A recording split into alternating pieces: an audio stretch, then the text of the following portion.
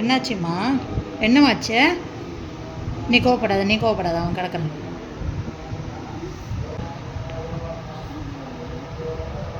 அழகா இருக்குங்க பா 2 பிள்ளையும்.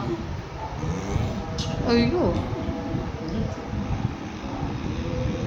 நீ போய் அப்பாட்ட உட்கார். போ போ போ, அப்பாட்ட போய் உட்கார்.